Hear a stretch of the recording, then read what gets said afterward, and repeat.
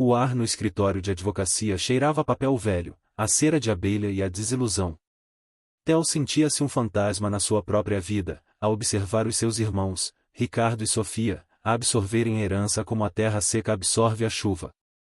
Ricardo, com o seu cabelo perfeitamente penteado e o seu fato que custava mais do que um ano de salário de um trabalhador, acenava com a cabeça, um ar de solenidade aborrecida no rosto. Sofia, bela e fria como uma estátua de gelo, examinava as suas unhas polidas, a sua única contribuição para o momento sendo um suspiro ocasional de impaciência. Eles eram os Aguiar. Perfeitos. Polidos. Intactos. E depois havia Theo. Ele sentava-se um pouco afastado, como sempre. A sua imperfeição era uma mancha na tela imaculada da família.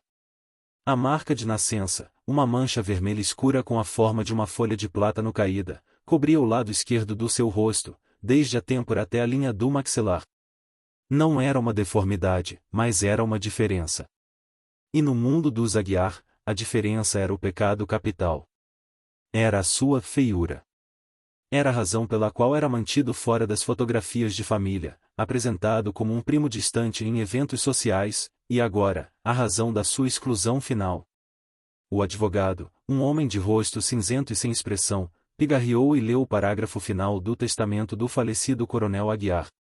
E para o meu filho mais novo, Teodoro, o uso do seu nome completo era uma formalidade cruel, deixo a quantia de R$ 50.000, com a expressa condição de que ele use este valor para estabelecer uma vida independente para si, longe do círculo familiar e dos nossos interesses comerciais, para não lançar uma sombra desnecessária sobre o futuro legado da família Aguiar. Não foi uma herança, foi um pagamento para desaparecer. Uma indemnização pela sua existência. Ricardo não conseguiu esconder um pequeno sorriso de satisfação. Sofia olhou para Theo, e nos seus olhos não havia malícia, apenas um vago alívio, como se um móvel velho e embaraçoso estivesse finalmente a ser retirado da sala. Theo não disse nada. Ele levantou-se, o seu corpo a mover-se com uma quietude que a sua família sempre confundira com lentidão. Ele assinou onde lhe foi indicado. Não olhou para os seus irmãos. Não havia nada para dizer. A sua vida inteira fora um ensaio para aquele momento de abandono final.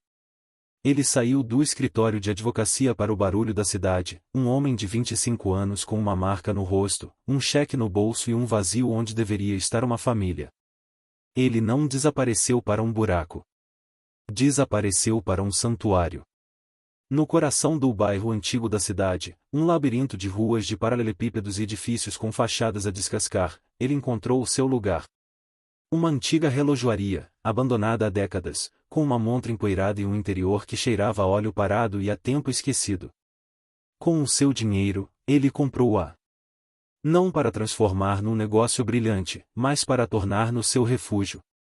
O mundo de Theo não era feito de pessoas, mas de engrenagens, molas e pêndulos. O seu dom, desprezado pela sua família, era uma forma de magia mecânica. Ele conseguia consertar o que estava irremediavelmente partido. Relógios antigos que não batiam há um século, automatos de pássaros cujas canções haviam morrido, caixas de música silenciosas. A sua feiura lhe ensinara-lhe a virtude da paciência, a arte de olhar para além da superfície danificada para ver a beleza do mecanismo interior. As suas mãos, que a sua família considerava desajeitadas, moviam-se com a precisão de um cirurgião, a sua mente, que eles julgavam lenta, conseguia visualizar a dança complexa de centenas de peças interligadas. Ele não consertava, ele curava. Ele ouvia o silêncio de um mecanismo quebrado e entendia a harmonia que lhe faltava. Na sua oficina silenciosa, rodeado pelo tic-tac suave das suas criações ressuscitadas, Theo encontrou uma paz que o Império Aguiar nunca lhe poderia ter dado. A lenda do relojoeiro fantasma começou como um sussurro nos círculos de antiquários e colecionadores ricos. Falava-se de um artesão recluso, sem nome, que conseguia realizar milagres. Uma figura que pegava em tesouros mecânicos que os maiores especialistas do mundo haviam declarado mortos, e lhes devolvia a vida. Ninguém sabia onde encontrá-lo. As encomendas chegavam através de intermediários, deixadas em caixas anônimas. O seu trabalho era sua única assinatura. A centenas de quilômetros de distância, no seu arranha-céus de vidro e aço que dominava a linha do horizonte da capital, Isabella Vance não precisava de um milagre. Precisava do impossível. Aos 30 anos, ela era arquiteta do seu próprio império. Ela herdara a fortuna do seu avô, mas fora ela quem a transformará, através de investimentos ousados em tecnologia e de uma visão arquitetônica que estava a remodelar as cidades. Era uma mulher de uma beleza estonteante e de uma inteligência ainda mais intimidante. Estava rodeada de poder, de luxo, de pretendentes. E era a mulher mais solitária do reino. O seu mundo era um deserto de transações, de pessoas que a queriam pela sua riqueza ou pelo seu nome. A sua vida era uma fortaleza que a protegia, mas que também a aprisionava. No centro da sua cobertura, dentro de uma cúpula de vidro, estava o seu único confidente. O seu coração partido. Um planetário mecânico, uma obra-prima do século XVIII. Uma intrincada dança de planetas de ouro e luas de pérola orbitar em um sol de topázio, tudo movido por um mecanismo de relógio de uma complexidade de cortar a respiração. Fora a última prenda do seu avô, o único homem que a vira não como uma herdeira, mas como uma alma gêmea. Numa noite de fúria e tristeza após a morte dele, ela, numa rara perda de controlo, esbarrara na cúpula de vidro. O planetário caíra. O universo parara.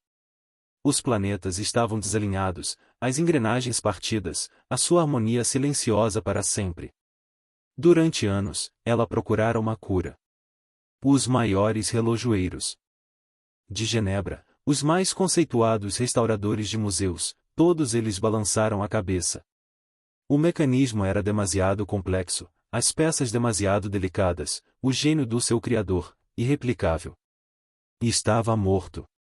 Foi o seu assistente pessoal, um homem cuja principal tarefa era encontrar o inalcançável, que lhe trouxe o sussurro sobre o relojoeiro fantasma. Sem nome, sem rosto, apenas uma reputação de ressurreições mecânicas. Demorou meses, mas ele finalmente encontrou o intermediário, o velho dono de uma loja de antiguidades que servia de portal para o mundo de Tel. Isabella não enviou o planetário. Ela foi pessoalmente. A sua chegada ao bairro antigo no seu Rolls-Royce preto foi como a de uma deusa descer a um mundo mortal. As pessoas paravam para olhar. Ela ignorou os olhares. Encontrou a loja, a fachada empoeirada um contraste gritante com o seu próprio mundo polido. O cheiro a mofo e a tempo parado atingiu-a quando entrou. Ela esperava um artesão excêntrico, talvez um velho mestre. O que encontrou foi um jovem, de pé atrás do balcão, a examinar a engrenagem de um relógio com uma lupa. Ela notou a marca no seu rosto, uma mancha de cor profunda que, em vez de o tornar feio, parecia dar ao seu rosto um interesse, uma história que os rostos perfeitos e vazios que ela via todos os dias não tinham. Ele ergueu os olhos quando ela entrou, e ela viu neles não a adulação ou a intimidação a que estava habituada, mas uma calma e uma curiosidade profundas. Posso ajudá-la? A voz dele era baixa, hesitante, não por falta de confiança, mas por falta de prática. Ela explicou quem era e por que viera. Ela descreveu o planetário partido. A princípio, ele recusou. Ele disse que não trabalhava com encomendas diretas. Que o seu trabalho era um diálogo entre ele e o objeto, não uma transação. A sua recusa, a primeira que ela ouvirá em anos, apenas a intrigou mais. Ela não lhe ofereceu dinheiro. Ela sabia instintivamente que essa era a linguagem errada. Em vez disso, ela abriu a sua mala e tirou, não o planetário inteiro, mas um único e minúsculo pedaço. Uma pequena lua de pérola, ainda ligada a uma haste de ouro que terminava numa engrenagem partida. Ela a colocou no balcão de madeira. Eu não quero que o conserte para mim, disse ela, a sua voz a perder a sua armadura de CEO e a ganhar uma vulnerabilidade que a surpreendeu a si mesma. Eu quero que o conserte por ele. Ele era a obra-prima de um gênio. Ele não merece morrer em silêncio. Theo pegou na pequena peça. A sua mão, grande com pequenos cortes e manchas de óleo, era surpreendentemente gentil. Ele fechou os olhos. Ele não estava a examinar a engrenagem. Estava a senti-la. A sentir a intenção do seu criador, o trauma da sua quebra, a tristeza do seu silêncio. Isabela observou, fascinada. Ela, uma arquiteta que via o mundo em linhas e ângulos, estava a testemunhar um homem que o via em harmonias e dissonâncias. Ele abriu os olhos. Ele olhou para ela, e pela primeira vez, ele realmente a viu. Ele viu para além da sua riqueza e da sua beleza. Viu a dor no seu olhar, a mesma dor que ele sentia nos seus relógios partidos. Uma dor de algo precioso que se havia perdido. Ele acenou com a cabeça. Uma única e lenta inclinação da cabeça que fez o coração de Isabela saltar com uma esperança que ela pensava ter perdido para sempre. Ele disse que tentaria. Ele disse-lhe para trazer o resto do universo. O universo de Isabela chegou numa manhã cinzenta, não num Rolls-Royce, mas numa carrinha de transporte sem identificação, escoltada por 2 seguranças de ar austero que pareciam desconfortáveis no bairro antigo. Theo observou-os a descarregar a grande caixa de madeira com uma delicadeza que contradizia o seu tamanho. Ele não os ajudou. Apenas ficou parado à porta da sua oficina, a sentir o peso do que estava para vir. Quando a caixa foi colocada no centro do seu espaço de trabalho, a dominar a sala com a sua presença silenciosa, os seguranças olharam para ele, para a sua oficina empoeirada, para a marca no seu rosto, e a sua expressão era de pura incredulidade.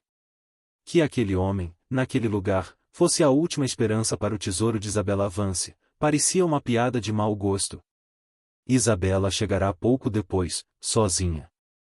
A sua armadura de CEO fora deixada para trás. Usava calças simples e uma camisola de cachemira, mas mesmo assim, parecia uma rainha a visitar os aposentos de um eremita. Ela olhou para a caixa e depois para Theo, e nos seus olhos ele viu um medo nu que ela nunca mostraria na sua sala de reuniões. Era o medo de uma criança entregar o seu pássaro ferido a um estranho, a rezar por um milagre. Theo não disse nada sobre a enormidade da tarefa. Apenas pegou num pé de cabra e, com uma precisão que era quase reverente, abriu a caixa. O planetário, mesmo na sua ruína, era de cortar a respiração. Um sol de topázio baço, planetas de ouro desalinhados, luas de pérola penduradas em ângulos errados. Era um cosmos em agonia. Isabela soltou um suspiro abafado, a dor da sua perda tornar-se fresca de novo. Theo apenas acenou com a cabeça. Ele disse-lhe que precisava de tempo. Precisava de o conhecer. E assim começou a sua vigília. Durante a primeira semana, Theo não abriu a sua caixa de ferramentas. Ele não tocou no mecanismo. Apenas se sentou com ele.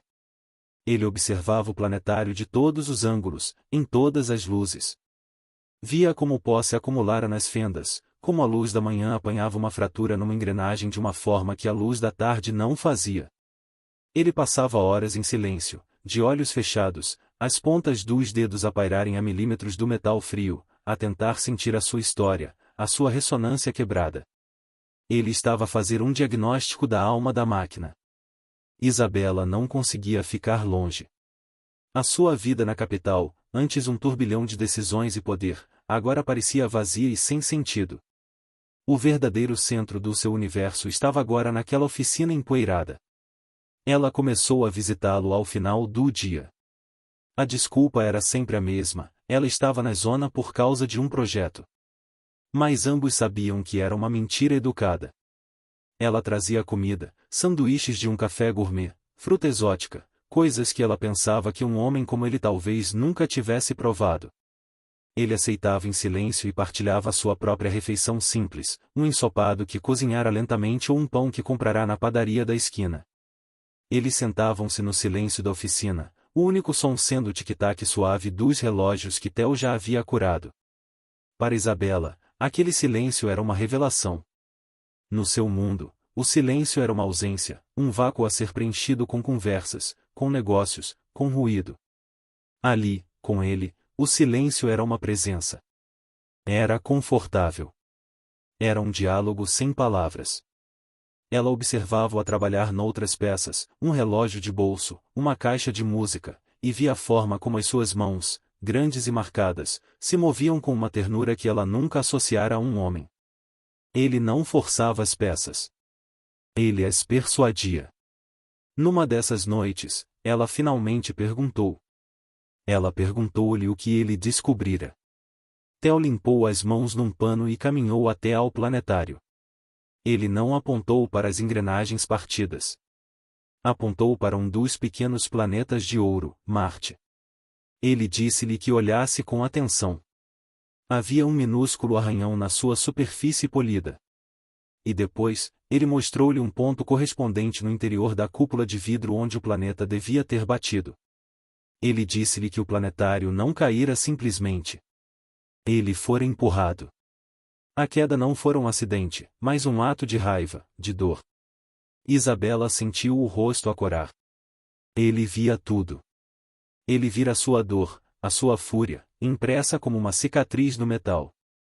Theo então tocou no coração do mecanismo. Ele disse que o problema principal não era o que estava partido, mas por que se partirá. Ele disse que o mecanismo não lutara. Ele desistira. A mola principal não se partirá sob tensão, ela relaxara até se estilhaçar. O coração do universo desistira de bater. Ele disse que, para o consertar, precisava de entender o que o seu Criador sentirá ao construí-lo. Ele precisava de entender a alegria original para poder curar a dor final. A pergunta dele abriu uma porta dentro de Isabela. Ela começou a falar do seu avô. Não como o industrial lendário, mas como o homem.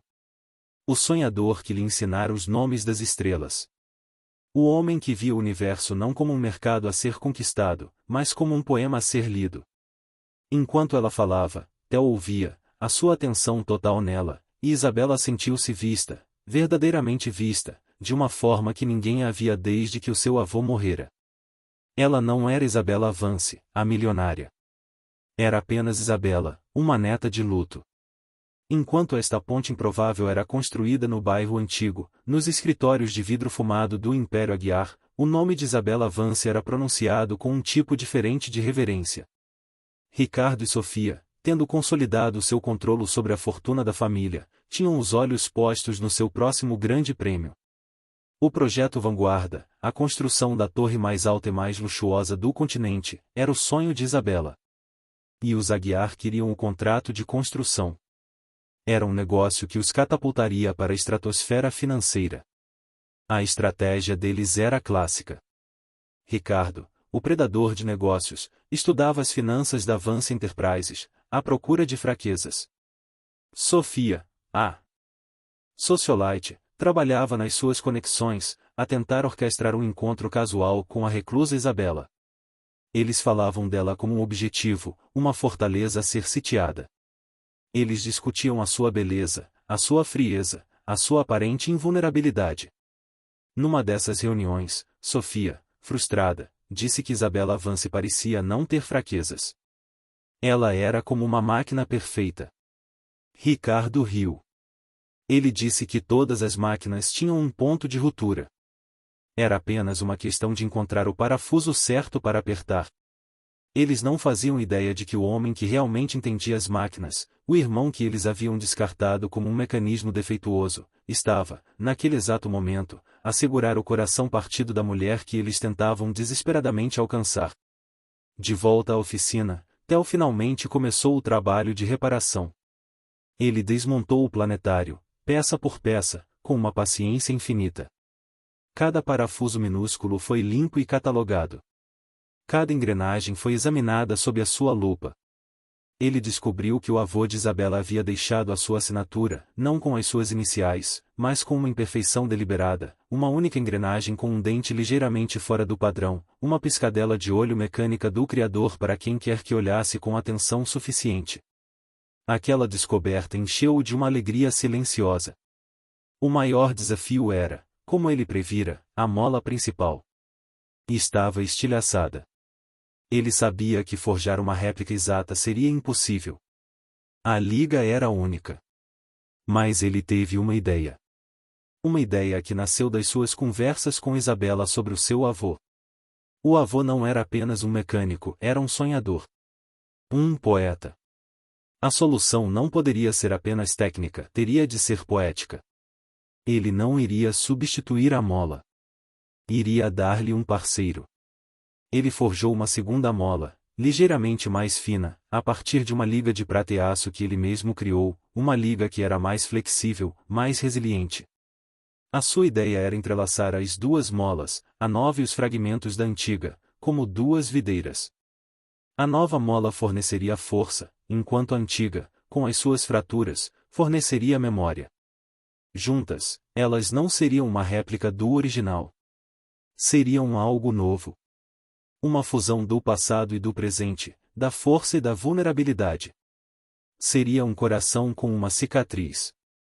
Ele trabalhou na forja durante dias, um processo de calor, precisão e instinto. Isabela observava-o, o rosto dele iluminado pelo brilho do metal incandescente, a marca de nascença no seu rosto a parecer uma sombra dançante no fogo. Ela nunca vira nada tão intenso, tão focado. Ela estava a apaixonar-se, não pelo que ele possuía, mas pela forma como ele criava, pela sua capacidade de ver a beleza onde outros só viam destroços.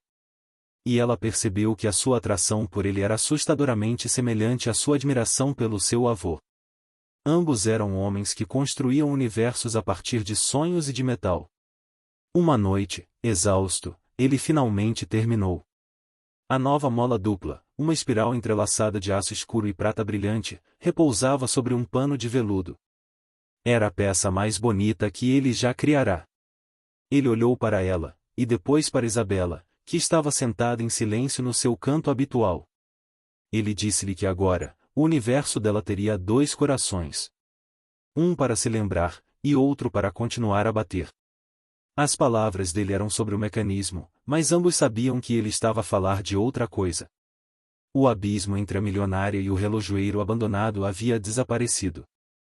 Na quietude da oficina, rodeados por coisas partidas à espera de serem curadas, eles eram apenas duas almas solitárias que haviam encontrado, na fragilidade do outro, a sua própria força. A montagem do universo foi um ritual silencioso. Theo trabalhou durante dias, as suas mãos a moverem-se numa dança de memória e instinto, a recolocar cada planeta, cada lua, cada engrenagem no seu lugar divinamente ordenado. Isabela observava, sentada num banco na oficina, sentindo-se mais em casa ali, no meio da desordem criativa, do que alguma vez se sentirá nos seus próprios salões estéreis. Ela via-o a trabalhar, não como um operário, mas como um sacerdote a preparar um altar. Ele não estava a montar uma máquina, estava a tecer uma constelação. O momento final chegou numa noite chuvosa. A única luz na oficina vinha de uma única lâmpada suspensa sobre a bancada de trabalho, a criar longas sombras que dançavam nas paredes. A última peça a ser colocada foi o coração, a mola dupla de aço e prata que ele criará. Ele a encaixou com um clique suave que pareceu ecoar no silêncio expectante. Depois, ele fechou o peito do mecanismo, escondendo a sua beleza cicatrizada do mundo. O universo estava inteiro, mas ainda estava adormecido. Ele olhou para Isabela. O seu rosto, na penumbra, era uma paisagem de esperança e medo. Está na hora, disse ele, a sua voz um sussurro. Mas não sou eu que o devo despertar. Foi a sua dor que o silenciou. Tem de ser o seu toque a acordá-lo. Isabela aproximou-se, o coração a bater descontroladamente. Theo mostrou-lhe a pequena chave de ouro, a chave que ela não tocava há anos. As suas mãos tocaram-se quando ela a pegou, e a eletricidade daquele toque era mais poderosa do que qualquer mecanismo. Com as mãos a tremer, ela inseriu a chave e deu-lhe corda. Ela sentiu a resistência da nova mola dupla, uma tensão que era ao mesmo tempo forte e flexível. Depois, com um suspiro suave, ela retirou a chave. Por um segundo, nada aconteceu. O silêncio era tão pesado que parecia ter uma forma física. E então, veio o som. Um clique minúsculo, quase imperceptível. Seguido por outro. Um zumbido baixo, a harmonia de centenas de engrenagens a encontrarem-se novamente. E então, um movimento. Lento, gracioso, inexorável. A pequena lua de pérola começou a sua órbita em torno de um planeta de ouro. O sol de topázio no centro pareceu ganhar um brilho interior. O universo estava a dançar de novo. Isabela soltou um soluço, uma mistura de alegria e alívio tão avassaladora que as suas pernas cederam. Theo amparou-a, os seus braços envolvê-la, fortes e seguros. Ela chorou contra o seu peito, não lágrimas de tristeza, mas de libertação. Ele segurou-a, a sentir o calor do seu corpo, o cheiro do seu cabelo, e soube, com uma certeza que transcendia a lógica das suas engrenagens, que o universo que ele realmente queria segurar estava ali mesmo, nos seus braços. Ele ergueu o rosto dela. A marca de nascença no seu rosto, que ele sempre vira como um símbolo da sua imperfeição, estava agora a centímetros da beleza perfeita dela. E nos olhos dela, ele não viu hesitação, nem pena. Viu admiração. Viu aceitação. Viu amor. Tel, sussurrou ela, e o som do seu nome, dito por ela, era a única harmonia que importava. Ele inclinou-se e beijou-a. Foi um beijo que não era sobre paixão, mas sobre reconhecimento. O encontro de duas solidões, a fusão de dois mundos partidos que, juntos, se tornavam inteiros. A sua bolha de felicidade durou 2 semanas. Foram 2 semanas roubadas ao tempo, vividas na quietude da oficina e nos passeios silenciosos pelas ruas antigas da cidade. Isabela adiou o seu regresso à capital, inventando desculpas, ignorando as chamadas frenéticas do seu conselho de administração. Pela primeira vez na sua vida, ela não estava a planear o futuro, estava a viver o presente. Mas o futuro não podia ser ignorado para sempre. Os seus irmãos, Ricardo e Sofia Aguiar, finalmente conseguiram o que queriam. Após meses de lobby agressivo e manobras sociais, eles garantiram uma reunião com Isabela Vance para apresentar a sua proposta para o projeto Vanguarda. A secretária de Isabela, exasperada, finalmente a convenceu a aceitar. A reunião foi marcada para a cobertura de Isabela, na capital. Isabela olhou para Tel. Eu tenho de ir, disse ela. Mas eu não vou sozinha. Vem comigo. A ideia aterrorizou-o voltar para o mundo deles. Para o mundo que o rejeitara. Mas depois ele olhou nos olhos dela e viu que não era um pedido. Era uma declaração. O tempo de se esconder nas sombras havia terminado. Eu vou, disse ele. Eles chegaram à capital no helicóptero privado de Isabela, aterrando no topo do seu arranha-céus. Ricardo e Sofia já estavam à espera na antecâmara da sua sala de reuniões, a exalar um ar de poder e impaciência. Eles levantaram-se quando Isabela entrou, os seus sorrisos de negócios perfeitamente ensaiados. E então, eles viram o homem que entrou atrás dela. O tempo parou. Os sorrisos nos rostos deles congelaram e depois desmoronaram-se em máscaras de choque e incredulidade. Ricardo ficou branco. Sofia deixou cair a sua mala de designer no chão com um baque surdo. Ali estava ele. O irmão deles. O defeito da família. A sombra que eles haviam pago para desaparecer.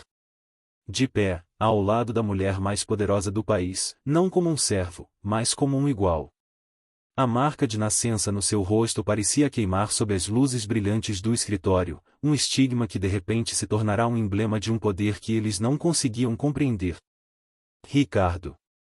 Sofia, disse Isabela, a sua voz fria e divertida. Vejo que já conhecem o meu parceiro, Teodoro. Ricardo recuperou a voz primeiro, um rosnado baixo de fúria e confusão. O que significa isto?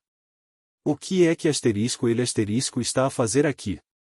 Ele está aqui porque eu o convidei, disse Isabela, caminhando até a sua secretária e sentando-se, o epítome do poder relaxado. E ele está aqui porque o projeto Vanguarda, e de facto, todos os futuros projetos da Vance Enterprises, serão avaliados não apenas pela sua viabilidade financeira, mas pelo seu design e integridade artesanal. E não conheço ninguém no mundo com um padrão mais elevado do que o de Tel. Ela levou-os para sua sala de estar privada. E lá, no centro, sob a sua cúpula de vidro, o universo girava. Os planetas de ouro a dançarem na sua órbita perfeita. Ricardo e Sofia olharam para o planetário, uma lenda no seu mundo, a obra-prima que nenhum dinheiro conseguia consertar. E estava a funcionar. É magnífico, não é? Disse Isabela, casualmente. Esteve partido durante anos. Ninguém conseguia consertá-lo. E então, Eu encontrei o único homem no mundo que conseguia. O seu irmão. Sofia olhou de Theo para o planetário e de volta para Theo, a sua mente a lutar para processar a informação impossível. O seu irmão inútil. O esquisitão que se escondia com relógios partidos. Tinha feito, e aquilo? Ricardo, no entanto, viu a situação não através do prisma do choque familiar, mas através da lente fria da estratégia. Ele viu a sua vantagem a evaporar-se. Viu a sua proposta, baseada em aço, betão e margens de lucro, a ser julgada por um padrão que ele não entendia. E viu o seu irmão problema a tornar-se subitamente o porteiro do seu maior sonho. A sua mente calculista procurou uma arma. E ele a encontrou na única coisa que sempre usará contra Theo, na vergonha. Isabela, disse Ricardo, a sua voz a pingar uma falsa preocupação. Eu não sei que história este homem lhe contou. Mas como seu futuro parceiro de negócios, eu sinto que é meu dever avisá-la.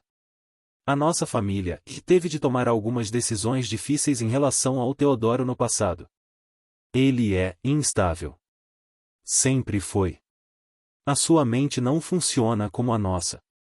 Ele vive num mundo de fantasia. Não é de confiança. Ele estava a tentar pintar Theo como um louco, um excêntrico perigoso, a minar a sua credibilidade. Ele estava a usar a mesma linguagem que a sua família sempre usará para o diminuir, para o isolar. O ar na sala ficou pesado. Sofia olhou para o irmão, uma expressão de desconforto no seu rosto. Aquilo era baixo, mesmo para eles. Isabela não respondeu. Apenas olhou para Theo, dando-lhe o palco. E Theo, pela primeira vez na sua vida, não se encolheu. Ele não baixou os olhos. Ele sentiu a mão de Isabela encontrar a sua debaixo da mesa, um pequeno gesto de apoio que era mais forte do que qualquer muralha. Ele olhou diretamente para o seu irmão. A sua voz, quando falou, não tinha o tropeço da sua antiga gagueira. Era calma. Era firme. Era a voz de um homem que finalmente conhecia o seu próprio valor. Você está certo, Ricardo, disse ele, para a surpresa de todos. A minha mente não funciona como a sua. Você olha para o mundo e vê coisas para comprar, para dominar, para quebrar em seu proveito. Eu olho para o mundo e vejo coisas para entender, para consertar, para tornar inteiras novamente. Você tem razão. Nós somos, de facto, muito diferentes. A calma dele, a sua recusa em ser provocado, a sua aceitação da sua diferença como uma força, e não como uma fraqueza, desarmou Ricardo completamente. A sua arma de vergonha partirá-se contra o escudo da autoaceitação de Theo. A batalha pelo contrato vanguarda acabará de começar, mas a batalha pela alma de Theo Aguiar, que durará a sua vida inteira, acabará de ser vencida. A calma aceitação de Theo foi uma arma que Ricardo não previra. Ele esperava uma negação, uma explosão, uma fraqueza que pudesse explorar. Em vez disso, encontrou uma serenidade inabalável, um espelho que refletia a sua própria fealdade interior. A proposta de negócios dos Aguiar, antes o foco da reunião, agora parecia trivial, grosseira. O ar na sala estava carregado com o peso da sua derrota moral. Isabela levantou-se, o seu movimento a selar o fim da audiência. Como Theo disse, a sua voz era fria e precisa, a voz de uma CEO a tomar uma decisão final. As vossas mentes e as nossas não funcionam da mesma maneira. O projeto Vanguarda não será apenas um edifício. Será um legado. Será construído sobre princípios de beleza, durabilidade e cura. Princípios que, receio, são estranhos à filosofia de negócios da vossa família. Ela caminhou até a porta. Agradeço o vosso tempo. O meu conselho irá anunciar um concurso de design público para o projeto na próxima semana.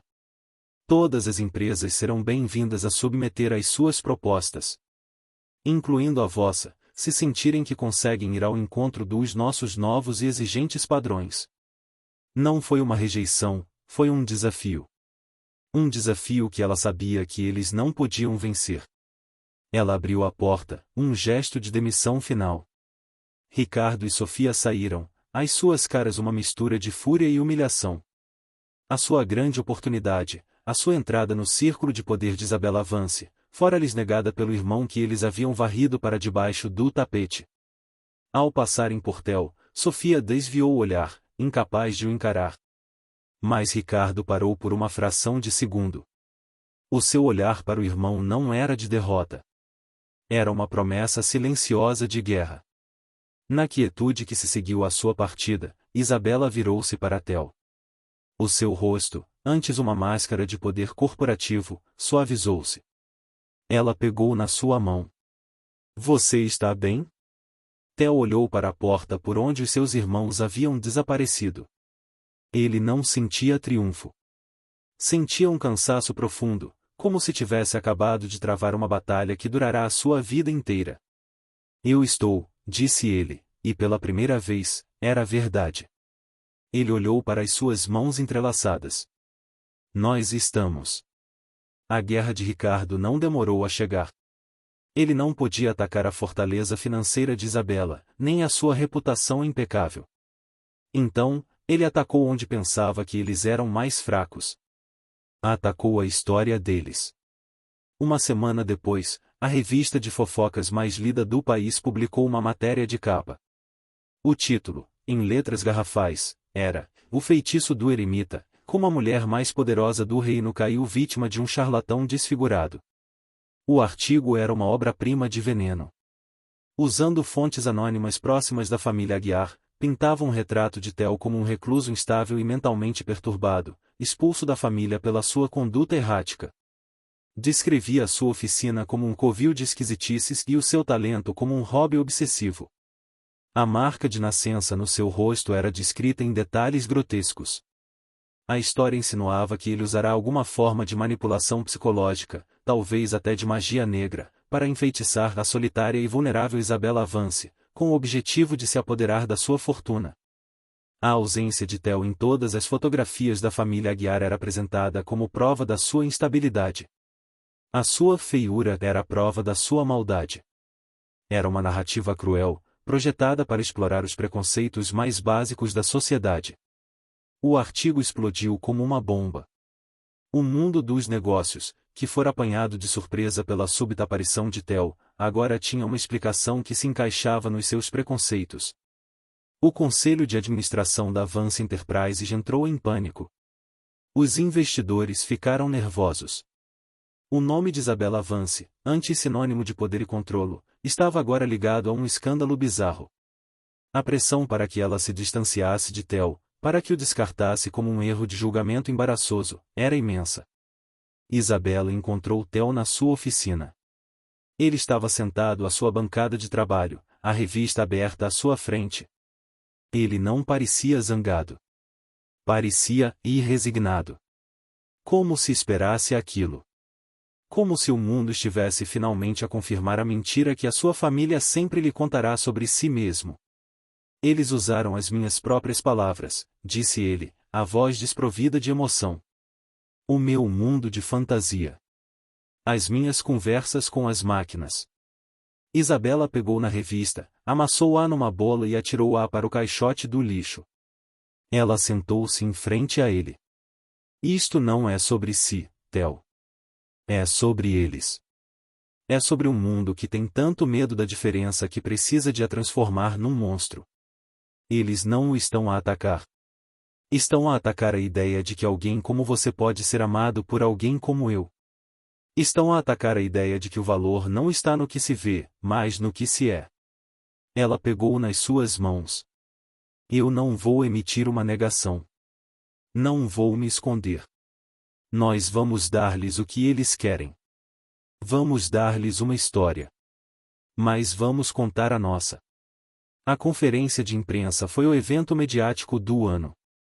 Foi realizada não num escritório corporativo, mas no grande salão do Museu de Ciência e Indústria, um lugar que celebrava o gênio e a invenção.